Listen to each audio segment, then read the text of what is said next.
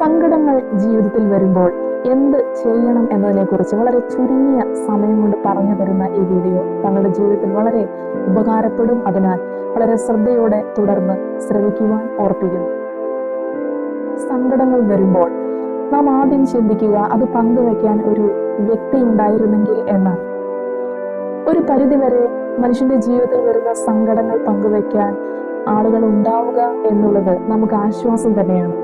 എന്നാൽ ഇന്നത്തെ കാലത്ത് മനുഷ്യരെ സംബന്ധിച്ച് നാം നമ്മുടെ ജീവിതത്തിൽ വരുന്ന സങ്കടങ്ങൾ പങ്കുവെക്കുമ്പോൾ അത് 1, 2, 3 പ്രാവശ്യം ക്ഷമയോടെ കേട്ടിരിക്കുകയും ആശ്വാസവാക്കുകൾ തരികയും ചെയ്യുന്ന വ്യക്തികൾ അത് ഒരു 5, 10 പ്രാവശ്യത്തിലേക്ക് ആയിത്തീരുമ്പോൾ ആദ്യം നമുക്ക് തന്നിരുന്ന ആശ്വാസവാക്കുകളോ ക്ഷമയോടെ കേട്ടിരുന്ന ആ മനസ്സോ അതൊക്കെ മാറി ഒഴിവ് കഴിവുകൾ പറയുന്ന സാഹചര്യങ്ങൾ നമുക്ക് കാണാൻ കഴിയും. മറ്റു ചിലരാകട്ടെ അത് ക്ഷമയോടെ കേട്ടിട്ട് മറ്റുള്ള പലയിടത്തും പോയി പറഞ്ഞു പരത്തി പരിഹസിക്കുന്ന ആളുകളും നമുക്ക് ചുറ്റുപാടുമുണ്ട്. എന്നാൽ ഇന്ന് എനിക്ക് നിങ്ങളുമായി പങ്കുവെക്കാനുള്ളത് നമ്മുടെ ജീവിതത്തിൽ വരുന്ന സകല സങ്കടങ്ങളും വളരെ ക്ഷമയോടെ കേൾക്കുക മാത്രമല്ല അതിന് പരിഹാരം നൽകാനും കഴിയുന്ന ഒരു വ്യക്തിയെ എനിക്ക് നിങ്ങളുമായി പങ്കുവെക്കാനുണ്ട്. അത് മറ്റാരുമില്ല, ലോകത്തിന്റെ രക്ഷകനായ നസറേയനായ യേശു ക്രിസ്തുവാണ്. ഒരിക്കൽ യേശുവിന്റെ അടുക്കൽ ഒരു പിതാവ് വളരെ നിലവിളിച്ച് സങ്കടത്തോടെ കടന്നു വന്നു. ആ വിഷയം മറ്റൊന്നുമല്ല, തനിക്ക് ആകെ ഉണ്ടായിരുന്ന ഒരേ ഒരു മകൻ വളരെ ചെറുപ്രായം തൊട്ട് തന്നെ മരണകരമായ ഒരു രോഗം പിടിച്ച് എന്ത് ചെയ്യണം അതിൽ നിന്ന് എൻ്റെ മകനെ രക്ഷിക്കാൻ എന്ന് വളരെ സങ്കടത്തോടെ പ്രയാസപ്പെട്ട് നടക്കുമ്പോൾ യേശുവിന്റെ അടുക്കിലേക്ക് അതിന് മുന്നേ മറ്റു പല മാർഗങ്ങളും ആ മകനെ രക്ഷിക്കാൻ ആ പിതാവ് നോക്കിയിട്ടുണ്ടായിരിക്കാം. എന്നാൽ അതിലെല്ലാം പരാജയപ്പെട്ട ആ മനുഷ്യൻ യേശുവിന്റെ അടുക്കിലേക്ക് ഓടി വരികയാണ്.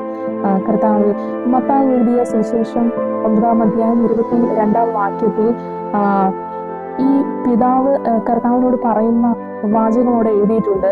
ഈ രോഗം അവനെ നശിപ്പിക്കേണ്ടതിന് പലപ്പോഴും തീയിലും വെള്ളത്തിലും തള്ളിയിട്ടിട്ടുണ്ട്. നിന്നാൽ വല്ലതും കഴിയുമെങ്കിൽ മനസ്സലിഞ്ഞ് ഞങ്ങളെ സഹായിക്കണമേ എന്ന് ഈ പിതാവ് വളരെ സങ്കടത്തോടെ കർത്താവിനോട് പറയുകയാണ്. യേശു കർത്താവ് അത് കേട്ടു. നിന്നാൽ വല്ലതും കഴിയുമെങ്കിൽ എന്ന് ആ പിതാവ് പറഞ്ഞൊരു വാക്ക്.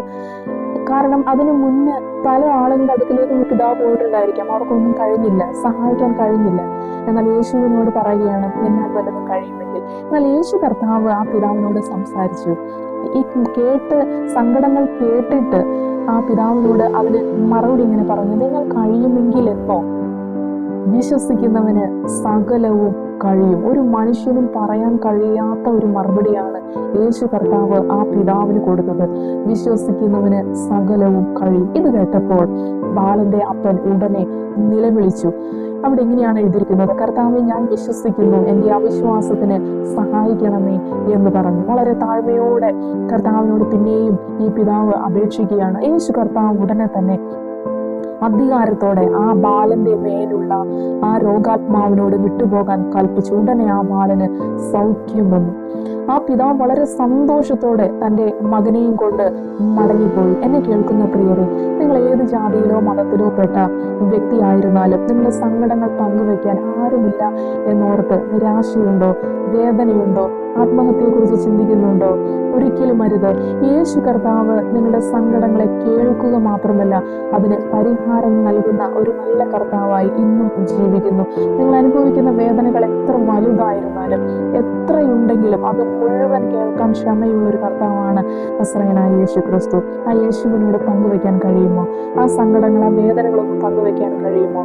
ഒരിക്കലും നിങ്ങളെ കൈവിടുന്ന ഒരു നസറേയനായ യേശു ക്രിസ്തു. യോഹന്നാൻ എഴുതിയ സുവിശേഷം 14-ാം അധ്യായം 1-ാം വാക്യത്തില് യേശു കർത്താവ് ഇപ്രകാരമാണ് പറയുന്നത്, നിങ്ങളുടെ ഹൃദയം കലങ്ങിപ്പോകരുത്, ദൈവത്തിൽ വിശ്വസിപ്പിൻ, എന്നിലും വിശ്വസിപ്പിൻ. ഈ ഉറപ്പ് തരാൻ കാരണം എന്തെന്നറിയാമോ? യേശുവിന് പരിഹരിക്കാൻ കഴിയാത്ത ഒരു പ്രശ്നവും ഈ ഉലകത്തിലില്ല. താങ്കളുടെ ജീവിതത്തിലെ സകല പ്രശ്നങ്ങൾക്കും യേശുവിന് പരിഹാരം നൽകുവാൻ കഴിയും. മനുഷ്യർക്ക് അസാധ്യമെങ്കിലും ദൈവത്തിന് സകലവും സാധ്യമെന്ന് യേശു കർത്താവ് പറഞ്ഞു.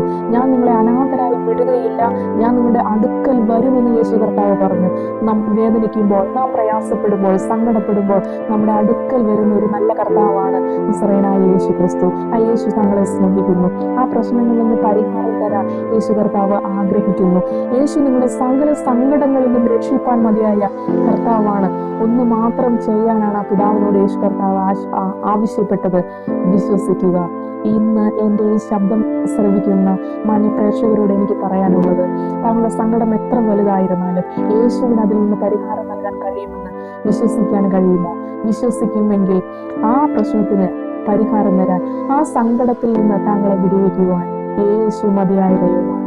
ഈ വീഡിയോ താങ്കൾക്ക് പ്രയോജനമായി എന്ന് ഞാൻ വിശ്വസിക്കുന്നു. ദൈവം നിങ്ങളെ ധാരാളമായി അനുഗ്രഹിക്കുമാറാകട്ടെ.